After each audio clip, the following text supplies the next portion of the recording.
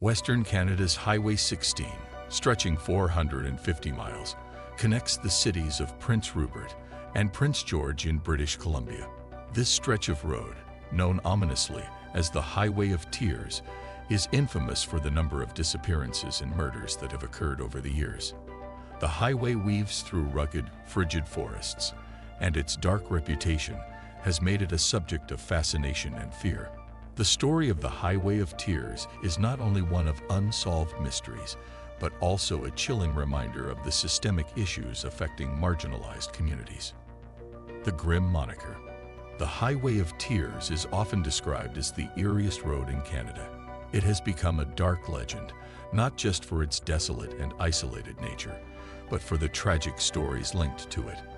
According to official reports, at least 20 people have gone missing or been found murdered along this route, but some believe the actual toll could be much higher. The staggering number of victims has led many to speculate about the true extent of the highway's blood-stained history.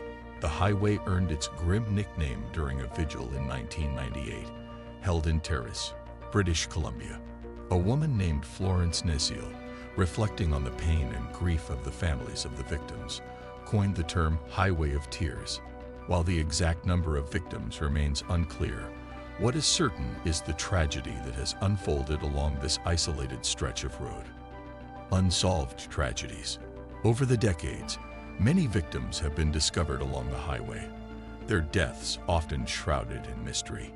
In 1974, the body of Monica Ignos was found, strangled and stabbed in an abandoned car. In 1981, Roswitha Fuchs-Spickler's body was discovered, mutilated beyond recognition. In 1993, Therese Humphrey's lifeless body was found half-frozen in a snowbank, her cause of death unknown. These are just a few examples of the many victims whose lives were violently cut short on the Highway of Tears. But who is responsible for these deaths, and why has this remote area become such a hotspot for tragedy? The isolation of the highway, combined with its historical vulnerability to criminal activity, offers some answers. A vulnerable highway. Highway 16 serves as a key industrial route, with daily traffic coming from both local residents and people passing through the area. The vast majority of the victims have been women, many of whom were involved in prostitution, a profession that has historically been associated with higher rates of violence. The highway's remoteness makes it an ideal location for criminals to target vulnerable individuals who may be traveling alone, often without the help of a witness or the safety of nearby towns. One contributing factor is the lack of public transportation options in the area, especially for those in nearby Indigenous communities. These communities are often economically disadvantaged, and with few alternatives, hitchhiking becomes the only way to get around. Sadly, this has made many people along the Highway of Tears easy targets for predators. Some victims, like 12-year-old Monica Jack, were simply trying to hitch a ride and never returned. The role of Indigenous communities. The impact of the disappearances and murders along Highway 16 has been particularly severe for Indigenous communities. There are 23 First Nations locales near the highway, and they have suffered disproportionately from the violence. The missing and murdered women from these communities are often overlooked, their cases languishing in the shadows of a justice system that many believe has not done enough to protect them. Indigenous families and advocates argue that the police and government have not given the issue the attention it deserves. They claim that the Royal Canadian Mounted Police, or CMP, have historically failed to prioritize these cases, particularly those involving Indigenous women, and that the authorities have downplayed the scale of the problem. This neglect has fueled further anger and distrust in the police, deepening the divide between Indigenous communities and law enforcement. Investigations and setbacks.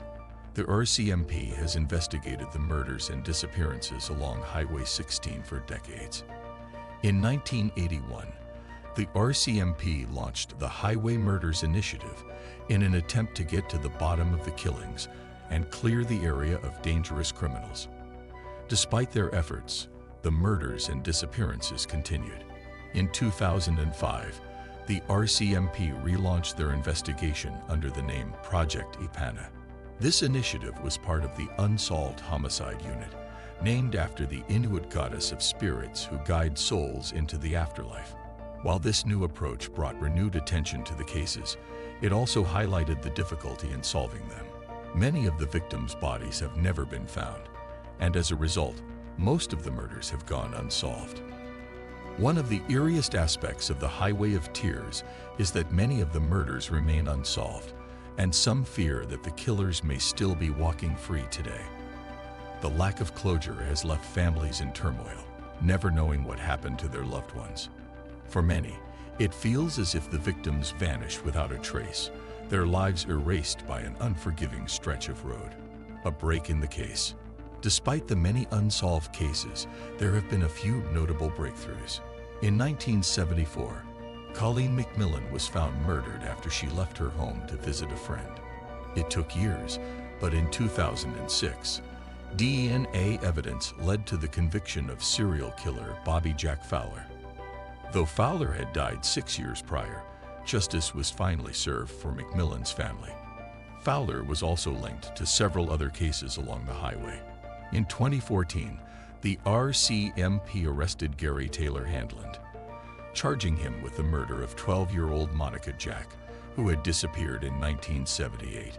Evidence connected Handland to the crime, and in 2019, he was sentenced to life in prison.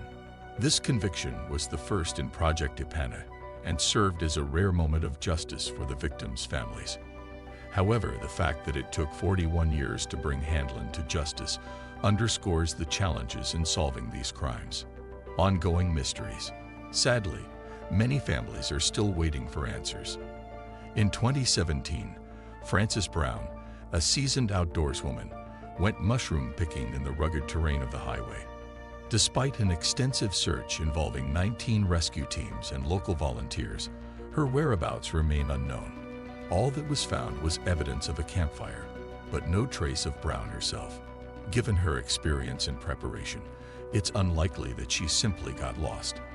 The case of Frances Brown, like so many others, raises the chilling possibility that her murderer is still out there, unpunished. The challenges of Highway 16. Highway 16's isolation and lack of infrastructure contribute to its dark reputation. Many of the areas along the highway are sparsely populated, with few options for transportation.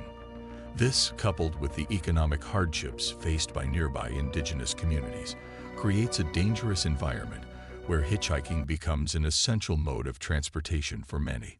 Sadly, this has made the women and children living in these communities particularly vulnerable to exploitation and violence.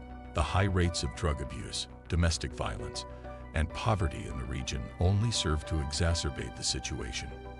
The social isolation experienced by many people living along the highway contributes to a sense of helplessness, making it even harder to solve the ongoing cases. The road ahead. While some measures have been taken to prevent further tragedies, the Highway of Tears remains a haunting reminder of the vulnerability of marginalized communities. Signs have been posted warning women against hitchhiking, but the damage has already been done. Many families continue to grieve the loss of their loved ones, their lives irrevocably changed by the violence that has marred the highway. The cases that remain unsolved highlight the systemic issues that persist within Canada's law enforcement, especially in regard to the treatment of Indigenous communities. As the government continues to address these crimes, one question remains: will this tragic stretch of road continue to claim more victims? Only time will tell. And for many families, the wounds of the past are still too raw to heal. In the end, the Highway of Tears is more than just a road. It is a symbol of the pain and suffering that continues to haunt the communities along its path. It is a place where justice remains elusive, and the echoes of the lost souls linger in the winds that blow through the forests. That's all for today's video. If you found this story chilling and want to hear more mysterious tales, don't forget to hit that like button and subscribe for more. Share your thoughts in the comments. What do you think really happened on the Highway of Tears? Stay curious and keep exploring with us.